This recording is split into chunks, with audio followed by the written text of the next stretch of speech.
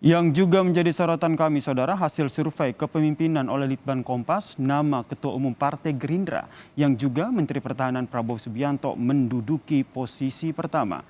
Namun ada sejumlah nama baru juga bermunculan, salah satunya nama Panglima TNI Jenderal Andika Perkasa.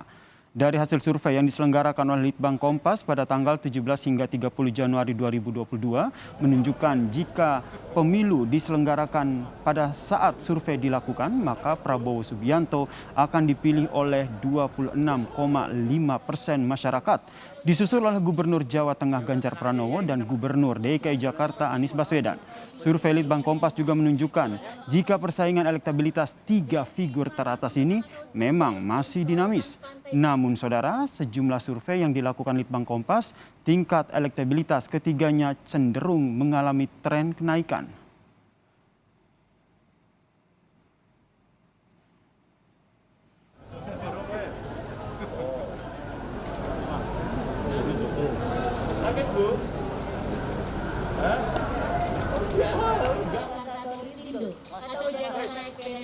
Ya udah tenang aja, iya kita ngerti.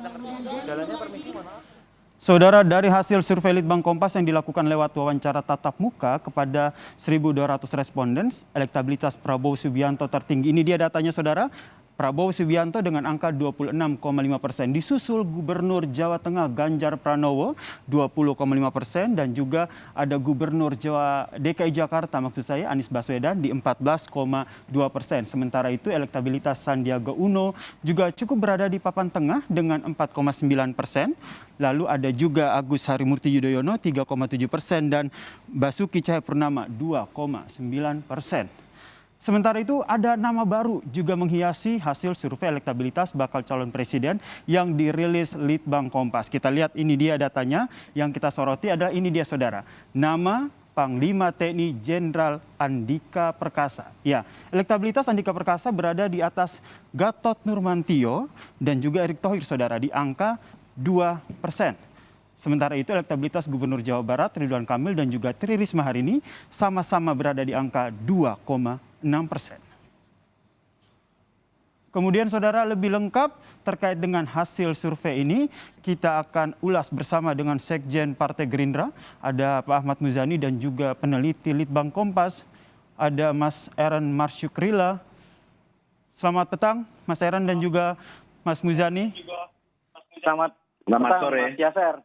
Selamat petang. Ya, saya ke Mas Eren dulu nih. Kalau kita lihat hasil survei Litbang Kompas ini, Prabowo Subianto kembali menempati posisi dengan elektabilitas tertinggi. Apa yang menjadi pertimbangan dari pemilih?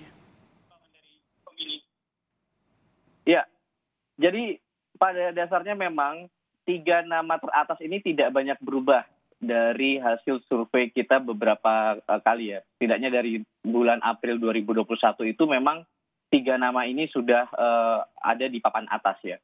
Namun di survei Januari 2022 ini menunjukkan memang ada lonjakan elektabilitas. Sehingga bahkan di dua nama teratas itu mencapai di atas 20% gitu. Nah ini menjadi bukti bahwasannya memang tiga sosok ini terus menguat ya di mata publik. Apalagi lonjakan dari Prabowo terutama ya di teratas di 26,5% itu, ini 2 kali lipat, bahkan mencapai 2 kali lipat dari sebelumnya gitu. Nah ini membuktikan bahwa memang sosok Prabowo kian menguat di mata publik. Prabowo mampu menunjukkan kinerjanya sebagai Menteri Pertahanan dengan baik di situ. Lalu memang Prabowo ini kan kalau kita lihat bukan sosok baru loh ya. Ini adalah sosok yang sebelumnya sudah ikut dalam pilpres sebelumnya gitu. Jadi memang bisa dimungkinkan juga ketika memang alternatif nama-nama baru itu tidak memberikan semacam alternatif pilihan yang bisa menjadi pilihan publik. Disitulah nama Prabowo kian menguat gitu loh. Baik. Saya ke Mas Muzani. Mas Muzani, hasil elektabilitas ini apakah akan jadi acuan begitu untuk mencalonkan Prabowo kembali di Pilpres 2024? Dan deklarasi tahun ini mungkin, Mas Muzani?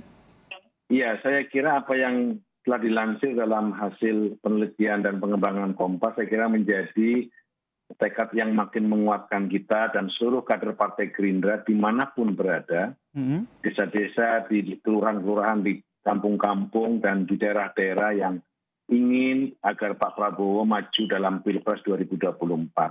Tekad itu menjadi sebuah kekuatan kita dan energi kita bahwa beliau maju di tahun 2024. Salah satu hal yang menguatkan kita adalah sebagai Menteri Pertahanan Republik Indonesia dari awal sampai sekarang, beliau popularitas, elektabilitas cukup selalu paling bagus, dan saya kira hasil kinerja beliau telah memberi kontribusi besar bagi kepercayaan pemerintah kepada rakyat yang makin baik, makin baik. Kemudian diplomasi internasional di bidang pertahanan juga cukup bagus, kemudian modernisasi alutsista juga cukup bagus. Itu yang menyebabkan kemudian beliau sebagai calon presiden memiliki elektabilitas yang makin bagus, makin bagus. Meskipun sebenarnya sebagai calon presiden atau ketua umum partai, beliau itu belum pernah melakukan satu aktivitas yang berkaitan dengan urusan di luar Kementerian Pertahanan.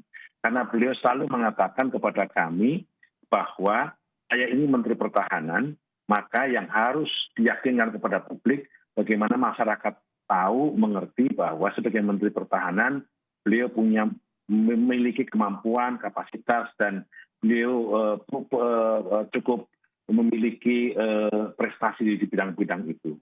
Beliau sudah 2 tahun lebih sebagai Menteri Pertahanan dan selalu semua aktivitasnya adalah aktivitas yang berkaitan dengan pertahanan. Baik, itu berarti ada kemungkinankah dari Partai Gerindra sendiri akan mendeklarasikan begitu Prabowo Subianto untuk menjadi calon presiden di 2024? Tekad kami beliau akan deklarasi di tahun 2022 ini. Cuman saya kira waktu dan tanggalnya tentu saja akan disesuaikan beliau, tetapi kami bertekad di tahun 2022 ini kami akan deklarasikan Prabowo adalah calon presiden di Partai Gerindra. Berarti tahun ini ya Pak ya, saya perjelas lagi, tahun ini Partai Gerindra akan mendeklarasikan Prabowo Subianto sebagai calon presiden di 2024 ya Pak? Insya Allah mohon doanya. Yang kita sekarang lakukan adalah support, dukungan, harapan dari masyarakat, dari berbagai macam elemen, dan kepengurusan Partai Gerindra agar beliau maju. Deklarasi itu adalah keputusan beliau bahwa ya saya maju. Ini yang kami harapkan di tahun 2022 ini. Baik, Mas Heran, kalau nanti Prabowo Subianto akan mendeklarasikan dirinya sebagai calon presiden pada 2024, apakah ini juga akan berpengaruh begitu terhadap elektabilitas, mengingat Prabowo Subianto ini elektabilitasnya selalu tertinggi? Ya, pastinya ya Mas Yasser ya. Jadi sebetulnya capaian Prabowo, meskipun ini melonjak 2 kali lipat daripada survei sebelumnya ya, hingga di angka 26% ini belum mengembalikan sebetulnya suara dia pada Pilpres di pemilu lalu kan, sampai dengan 44%. Jadi kerja untuk mengembalikan suara Prabowo itu masih cukup panjang juga sebetulnya di sini, sehingga dulangan suara-suara lama itu paling tidak harus kembali dulu nih gitu kan. Jadi dengan adanya deklarasi nanti mungkin tahun ini ya tadi kalau kata Gerindra ya bisa jadi itu akan semakin mengakselerasi ya capaian elektabilitas tadi. Kalau kita lihat juga kan di sini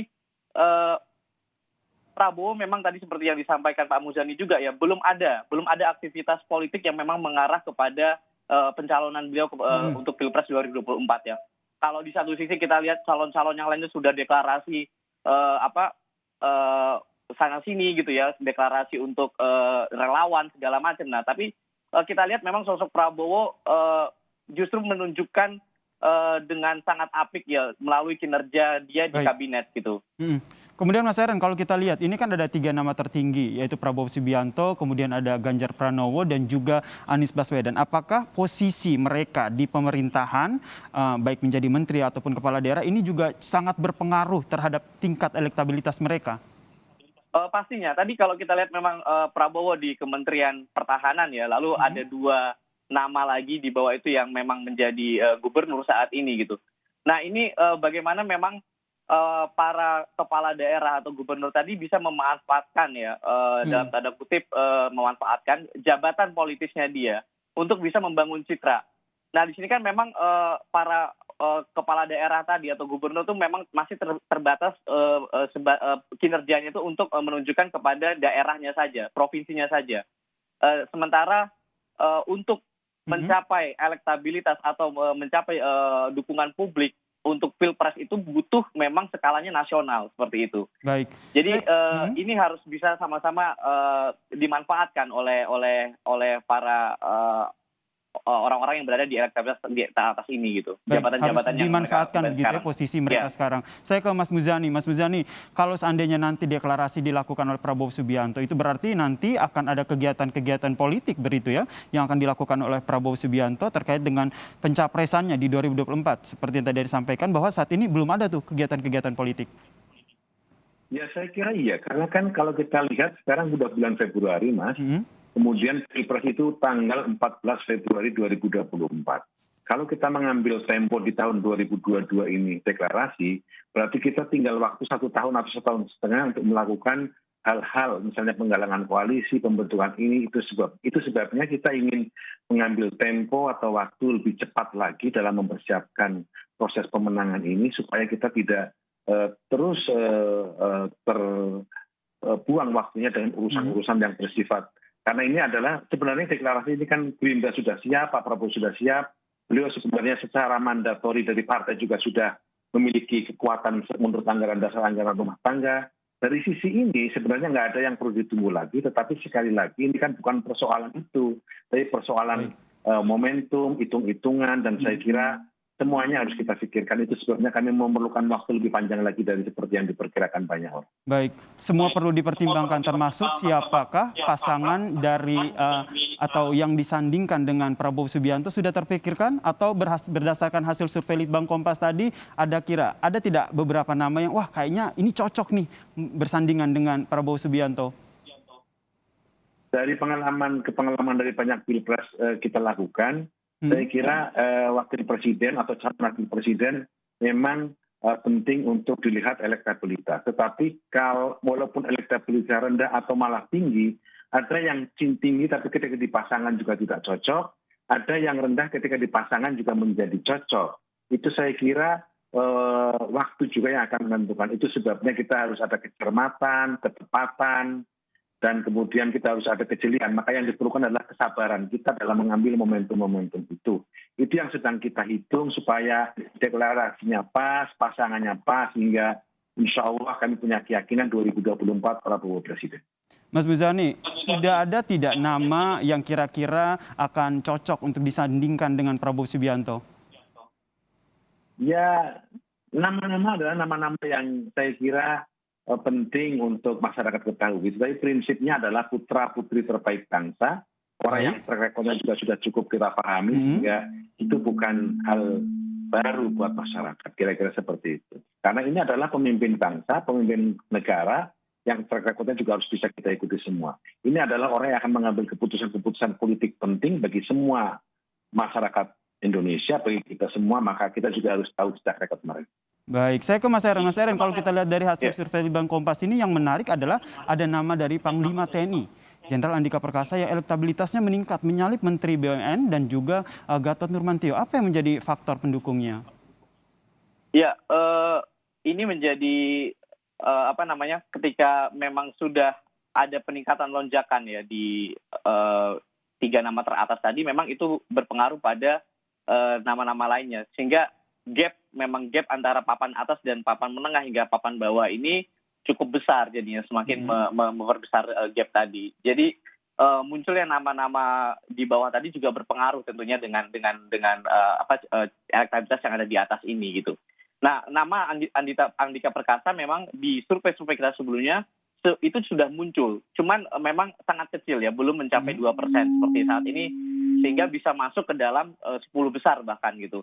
Nah, kenapa ini bisa terjadi ya? Memang jabatan Panglima TNI yang diemban Andika sejak November 2021 lalu itu juga bisa menguatkan posisi Andika ya sebagai sosok yang kuat untuk maju dalam Pilpres seperti itu. Baik.